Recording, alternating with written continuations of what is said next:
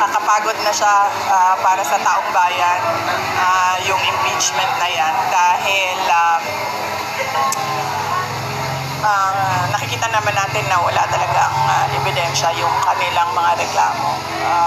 Totally for threats and harassment lang.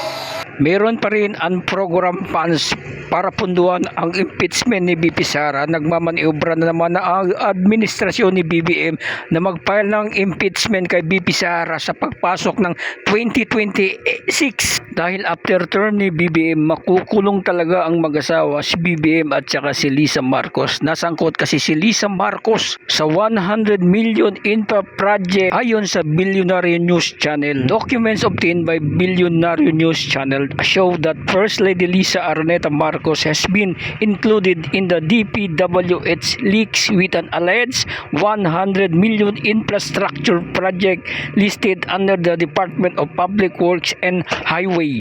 Proposed budget for the 2025 National Expenditure Program. Ito yung kasagsagan pagpadala kay President Duterte sa The Hague, Netherlands. Pag naging presidente si VP Sara, malalaman talaga ang katotohanan.